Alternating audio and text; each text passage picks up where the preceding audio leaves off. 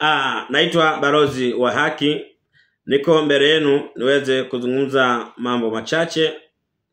Na jambo nitakalozungumzia ni hali ya ulinzi na usalama wa raia na mali zao katika nchi yetu.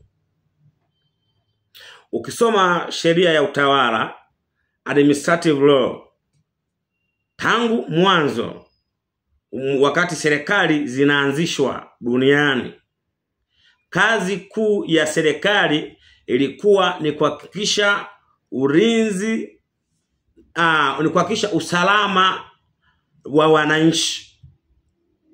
Kazi kuu ya serikali, mbali na majukumu mengine unayoyafahamu wewe leo hii ambayo serikali iko nayo, jukumu kubwa la serikali tangu kuanzishwa kwake, wakati huo serikali zinaanza, serikali ilikuwa na jukumu kuu la kuhakikisha usalama wa wananchi wake.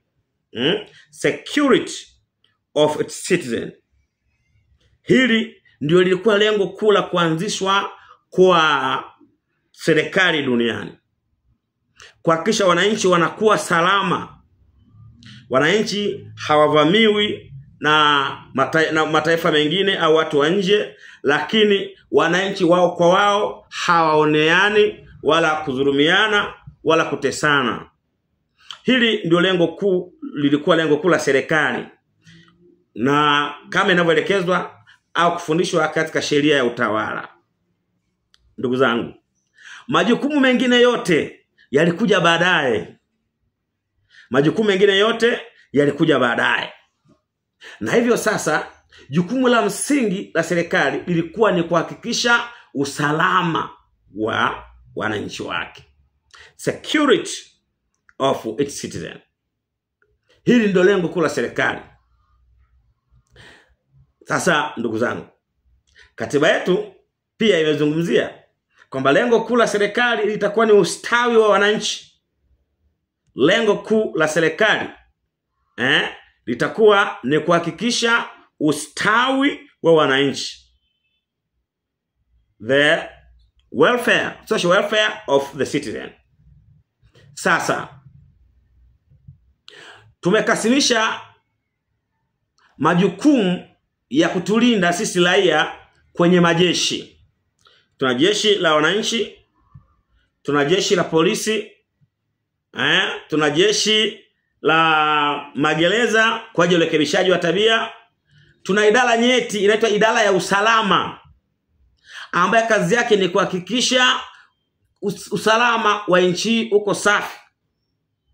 Lakini bahati mbaya, idara ya usalama imegeuka kuwa idara ya usalama wa viongozi wa serikali na sio usalama wa wananchi.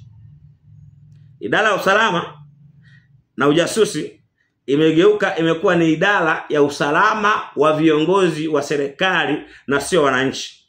Kama tuna jeshi la ulinzi, kama tuna jeshi la polisi, tuna idara ya usalama wa taifa, na wananchi wanatekwa na kupotea, wananchi wanauawa na kupotea, na kuna watu ambao wanateka wananchi wanaitwa wasiojulikana. Kuna sababu gani kuendelea kuwa na jeshi la polisi ambalo limeshindwa kuwalinda wananchi? Jeshi ambalo limeshindwa kulinda raia wake? Tuna haja gani ya kuwa na idara ya usalama wa taifa ambaye haijui yanayoendelea katika taifa? Kama kazi ya idara ya usalama wa taifa ni kuhakikisha taifa liko salama, na mpaka leo taifa liko salama, watu wanatekwa, watu wanapotezwa, watu wanauawa, watu wanasingiziwa kesi za uongo, malicious prosecution, kuambikiziwa kesi na vitu vingine. Tuna sababu gani kuendelea kuwa na jeshi la polisi?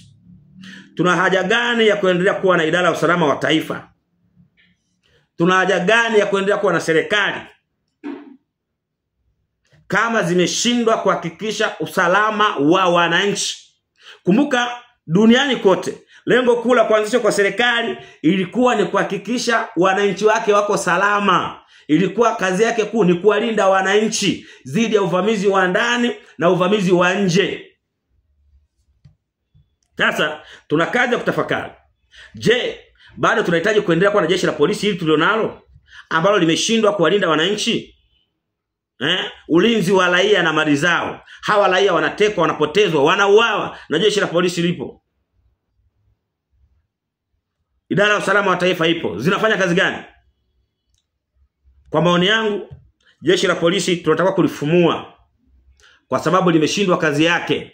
Jeshi la polisi linatakiwa kufumuliwa lote kwa sababu limeshindwa kazi yake, lakini idara ya usalama wa taifa inatakiwa kufumuliwa, yani kufutwa na kuanzishwa idara nyingine nyeti ambayo itatekeleza wajibu wake wa kulinda wananchi, kuhakikisha usalama wa taifa. Tunaposema usalama wa taifa ni usalama wa wananchi na sio usalama wa viongozi.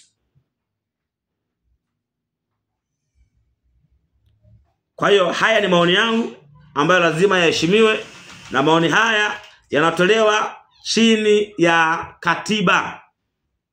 Chini ya haki ya raia, kama raia ana haki ya kutoa maoni. Na haya ni maoni ambayo nayatoa. Kwa mtazamo wangu mimi, kwa maoni yangu mimi, jeshi la polisi limeshindwa kazi na linatakiwa lifutwe. Idara ya usalama wa taifa imeshindwa kazi, inatakiwa ifumuliwe na kufutwa. Tunajua jeshi lililoachwa na wakoloni lilipofanya jaribio la kumpindua rais wa kwanza alilifuta lile jeshi la kikoloni na akaanzisha jeshi ambalo tuko nalo ambalo linaitwa jeshi la wananchi. Kama Nyerere alifuta jeshi ambalo liliachwa na wakoloni baada ya kushindwa kutekeleza wajibu wake na kufanya jaribio la kumpindua, sasa jeshi la polisi limeshindwa kutekeleza wajibu wake. Idara ya usalama wa taifa pamoja na kutungiwa sheria nyingine hii iliyotungwa majuzi hapa, bado wameshindwa kutekeleza wajibu wake. Kwa maoni yangu, ili jeshi la polisi halina kazi, linatakiwa lifutwe. Idara ya usalama wa taifa iliyopo na ujasusi haina kazi, inatakiwa ifutwe. Haya ni maoni wangu, huu ni mtazamo wangu, unapaswa kuheshimiwa. Kwa mujibu wa katiba yetu, kila mtu anao uhuru wa kutoa maoni yake. The right of opinion. The right of opinion. Mungu akubariki sana. Nuru itashinda giza. Kwaheri.